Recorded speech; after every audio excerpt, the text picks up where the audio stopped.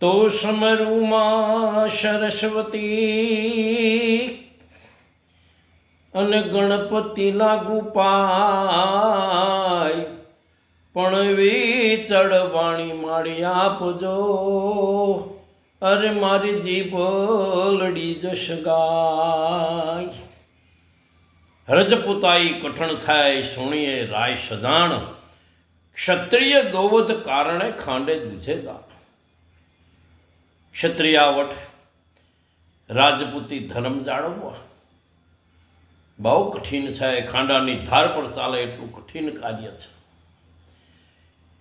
કાં યુદ્ધ કરતા કરતા રણભૂમિમાં રાજ જતું રહે, કે ક્યાં પછી દાનગીમાં રાજ જતું રહે. દાન કરવું હેલું નથી. દેવું મરવું ને મારવું જીલવે ખાંગારે ઝપાટું, એટલા ધબંકા કોણ ઝીલે જેના વજ્ર ના હોય હૈયા. જેની વજ્ર જેવી મજબૂત છાતી હોય એ આ કાર્ય કરી શકે. જાત મહેનતથી જેણે પેદા કરેલું હોય અને એની અંદરથી કોકને આપવાનું હોય, તો એ વિશ્વામિત્ર ને હરિશ્ચંદ્ર જેવો આપી શકે, બીજા કોઈની તાકાત નહીં. તો દેવું મરવું ને મારવું બીજાને માટે કાયાના બલિદાન આપી દેવા, એ પણ કાળજું મજબૂત હોય તો બને. યુદ્ધના મેદાનમાં હામહામી તલવારો ભટકાતી હોય, અગ્નિના તણખા ઝરતા હોય, મારો કાપો થતું હોય, એની અંદર દુશ્મનને તલવારનો ઘા કરવો અને દુશ્મનનો તલવારનો ઘા ઝીલવો એ કાળજો મજબૂત હોય તો બને, નીકળ ના બને. રાજપૂતી ધર્મ કવિ પિંગળે કહ્યું છે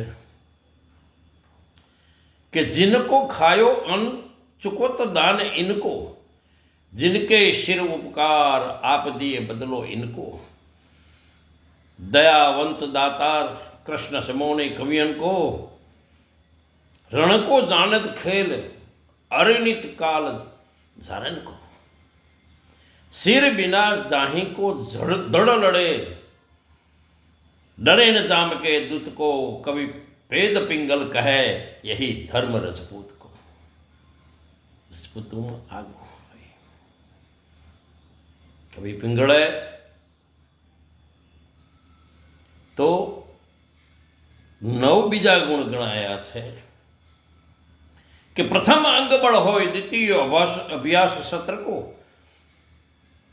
प्रथम अंगबल होय, द्वितीय अभ्यास शस्त्र को, तृतीय सदा सब भोग मद दहन शत्रु को, पंचम सब छल दान, छठे भौम न भूले, सप्त चमत्कर काम, अष्टमें चित न डूबे, नवमें निडर चल जाए, 10वें चित समकर्म में. कवि चंद कहे पृथ्वीराज को 10 गुण क्षत्रिय धर्म में. आवा क्षत्रिय में गुण था. राजपूताई एटली कठण હતી, દિલાવર હતી, શરવીરતા, વટવચન વ્યવહાર કાજે કઈ પોતાના જાનની બાજી લગાવી દીધી, પોતાના પ્રાણ હોમી દીધા અને પાળિયા રૂપે સૌરાષ્ટ્રના ગામે ગામ તમે જુઓ તો કંઈક વીરોના પાળિયા અને કંઈક ક્ષત્રિયોના પંજા આજ પણ મોજૂદ છે. તો અહીંયા વાત થાય છે દાતારીની. જોધપુર સંસ્થાન છે અને જોધપુર સંસ્થાનનો રાજવી મહારાજા જશવંતસિંહ પોતાની કચેરી ભરીને બેઠેલો છે. આગળાવ ટટ કચેરી ભરાયેલી છે, કહુંબા પાણી થઈ રહેલા છે.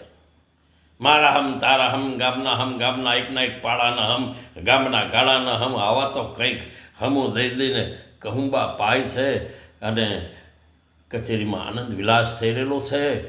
અને ડાયરાનો લાડકો એવો હોકો પણ ગડગડાટ કરી રહેલો છે કે આયો હોકા દલ હંજણા શેણું હંજા શેણ, તું જમીન ઘડીને ચાલતું મને ઝાંખા લાગે નેણ. હોકાવાળા ચડિયા તાલે ને બીજા હાલે પાળા, હારા મણા હાથ કરે કે આવી ગયા ભૂકાવાળા. પછી ભલે તૂટલો રાખે ચલમ, ફૂટલો રાખે ને, ભગવાન તારું ભલું કરે, બે ઘૂંટી દે. આવા તો ઓકાની ગડગડાટી થઈ રહેલી છે, કચેરીમાં આનંદ વિનોદ થઈ રહેલો છે. પ્રતિહારીએ આવીને વાત કરી, મહારાજ કે બોલો કે કોઈક કવિરાજ આવ્યા છે કે બોલાવો. પહેલાંના સમયમાં રજવાડામાં, રાજપૂતોમાં આજની તારીખે પણ કવિઓના, બારોટના માન ભજવી છે. તો કવિનું નામ સાંભળી અને જોધપુર નરેશે કીધું બોલાવો તરત. કવિરાજ બિરદાવતા બિરદાવતા જ્યાં કચેરીમાં આવ્યા, મહારાજ કે શાબાશ શાબાશ કવિરાજ. કવિરાજને લાખ પશાનું દાન કર્યું, સરપાવ શેલો પાઘડી, યોગ્ય આસન આપ્યું, બેહો. કવિરાજ બેઠા છે. અહીંયા મહારાજના મનમાં ધમાશાન યુદ્ધ થઈ રહ્યું છે કે મારું આ સમયની અંદર આટલું બધું દાન દેનારો કોઈ હશે ખરો? કવિરાજ દેશ પરદેશમાં ફરે એટલે અમને ખબર, લાઈને અમને જ પૂછી દઉં. કવિરાજ કે હા મહારાજ, કે જગતમાં હું જેવો કોઈ દાનવીર ખરો, દાતાર ખરો કે નહીં? અડધી કલાક થઈ, રે પાછો પટકારો માર્યો. કવિરાજ કે હા, કે જગતમાં હું જેવો કોઈ દાતાર દાનવીર ખરો કે દીવો લઈને હોદે તોય જળે નહીં? હે, કે દીવો લઈને હોદે તોય જળે નહીં. કવિ મનમાં વિચારે કે ત્રીજી વાર ના પૂછે તો સારું, કારણ કે જો સાચું કહીશ તો મારે દખ થવું પૂછશે. પણ સત્ય તો કહેવું પડે. રાજનો ધણી ગુમાનમાં આવી જાય, પ્રજાનું શું થાય?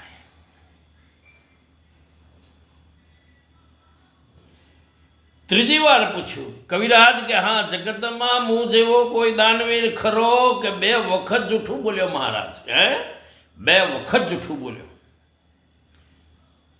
આ ત્રીજી વખત તમને સાચું કહી દઉં, તમે તો હું દાન આપ્યું છે, તમારી પાસે હતું એમાંથી તમે આપ્યું છે. પણ જગતની અંદર એવા પડ્યા છે દાનવીરો કે જે મસ્તકના દાન કરે પણ સ્વીકારોય કરે નહીં, હસ્તે મોઢે મસ્તકના દાન કરે. એવા સુરવીરો આજ પણ છે. રે રે, એ તો પહેલાંના વખતમાં હતા, અત્યારે હું હોય કે નહીં, અત્યારે છે. અને રાજના ધણી થઈને તમે આવા અભિમાન કરો એ યોગ્ય નથી મહારાજ. તમે સમજો તો સારું છે કે નહીં? કવિરાજ, જ્યારે તમે આ વાત કરી કે જગતમાં આવા સુરવીર પુરુષો છે, તો ભાઈ હવે તમારે એ સાબિત કરવું પડે કે આપો મુદત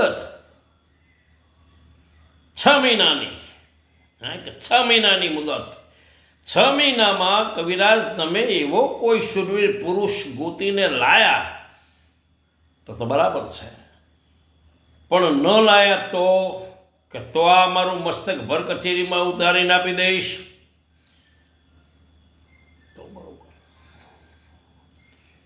માથેથી પહેરેલી પોતાની પાઘડી હતી, એ પાઘડી કરીને ધરતી માથે ઘા કર્યો અને કીધું ગાજથી રાંડેલી. પણ જે દેવો સર્વીર પુરુષ ગોતીને આવું તે દી માથે પાઘડી અને અફીણ ન્યા લગી અઘરાત છે. કચેરી વાળા કે હા હા હા હા કવિરાજ, આ તમે શું કર્યું? કે મેં બરાબર કર્યું છે. રાજનો ધણી આવા અભિમાન કરે, અમારે તો સત્ય વક્તા, અમારે સત્ય કહેવું પડે.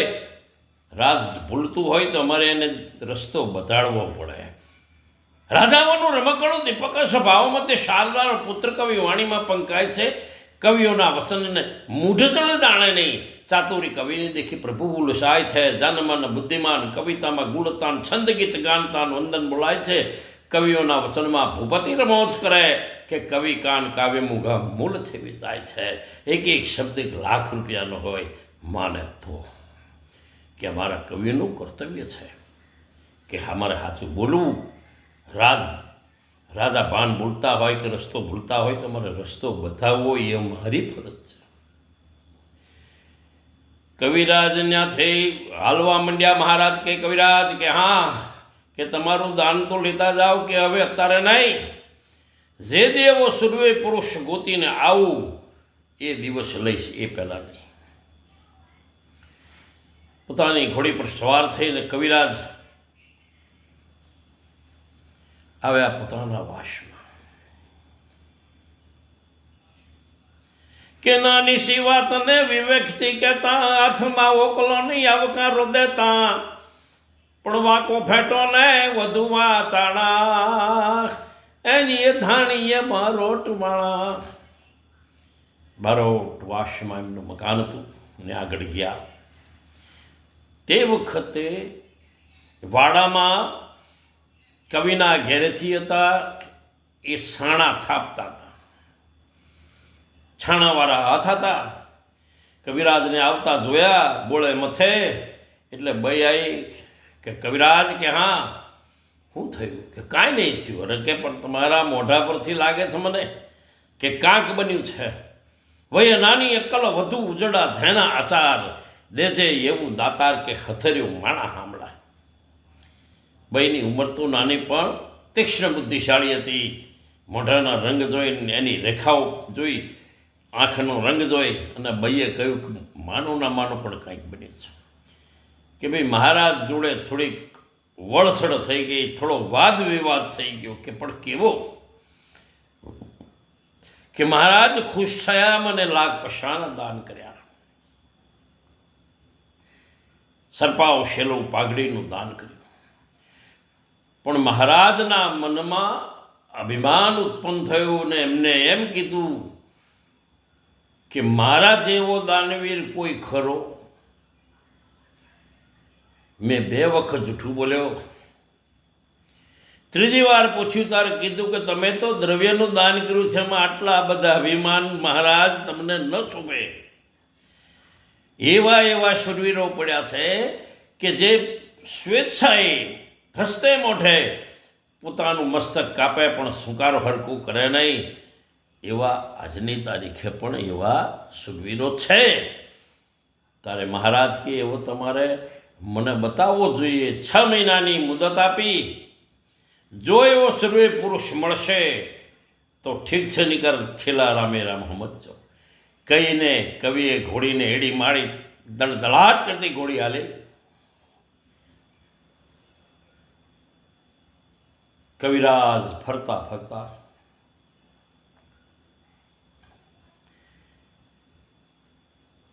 આયા નેપાળમાં. નેપાળમાં તે વખતે માનસિંહજી મહારાજના રાજ ચાલે. નામ હતો રાજવી હતું. આમને થયું કંઈક આપણું કામ પતશે એટલે પહોંચ્યા. એમની કચેરીમાં વાત કરી કે ભાઈ મારે આ રીતનું જ નિયમ છે કે તમે બોડે મથે કેમ છો? કે ભાઈ મારે નિયમ છે. કે કહું તો પીવો કે એનોય પણ મારે નિયમ છે. કે પણ તમારું નિયમ હાનું છે એ વાત કરો. કે ભાઈ એવો કોઈ શૂરવીર પુરુષ હોય જે પોતાના સ્વહસ્તે પોતાનું મસ્તક કાપી, હસ્તે મોડે મસ્તક કાપે અને સુકારો હરખોય કરે નહીં, એવો શૂરવીર પુરુષની ગોત કરવા નીકળ્યો છું. માનસિંહજી મહારાજે કીધું કાંઈ વાંધો નહીં કવિરાજ, મુજાશો નહીં. આપણી કચેરીમાંથી કોક ને કોક તો મળી આવશે. પાનના બીડા ફરવા માંડ્યા. એક વાર ફર્યું, કોઈ લીધું નહીં. બીજી વાર ફર્યું, કોઈ લીધું નહીં. ત્રીજી વારનું ફરે છે તોય કોઈ લીધું નહીં. ત્યારે કવિ કહે છે કે મહારાજ તમારી કચેરીમાં બધા રાજપૂતો છે, કોણ છે? કોઈ બીડું ઝડપ્યું નહીં. કોઈ એવો શૂરવીર પુરુષ નથી કે સ્વેચ્છાએ મસ્તકના દાન કરે ને સુકારા હરખાઈ કરે નહીં. કે મહારાજ હવે થોડું કામ આ કઠણ છે, શું થાય? રે દીક છે. માનસિંહજી મહારાજ જરા નજર નાખો. તમારી ત્રીજી પેઢીએ નેકવંતજી મહારાજ થયા અને એ નેકવંતજી મહારાજ જેને નેપાળગઢના દરવાજા આ ખભો મારીને આમ ઉલાડી અને દરવાજાને ખીળવી નાખ્યા હતા. જગતમાં એક ઘેણી મૂકતા ગયા કે નિકોગઢ નેપાળનો વાઘવાડ રજવાડ નર પટાધર નિપજાય કમધળ ભળે કમાળ. એને રાજ સ્થાપ્યું, એની ત્રીજી પેઢી. આપ હવે વાત કરો છું ભાઈ તમારા મુખને ફટ ધિકાર છે તમને. ત્યાંથી કવિરાજ રાજ રજવાડામાં ફરે છે. હાલાર, સોરઠ, કચ્છ, કાઠિયાવાડ, બાલ, પંચાળ આવું ફરતા ફરતા ગુજરાતની અંદર પ્રવેશે છે. ગુજરાતમાં ચાંપાનેરમાં રાજપૂતોના રાજ હતા, ચૌહાણ શાખના. પણ મહમ્મદ બેગડાએ જ્યારે પાવાગઢ જીત્યો ત્યારે તે લોકો ત્યાંથી નીકળી ગયા છે અને જ્યાં મળ્યું ત્યાં આગળ રાજ ઊભું કર્યું. એવા નાના નાના ઠકરાણા, નાના નાના જાગીરો ગુજરાતમાં હતી.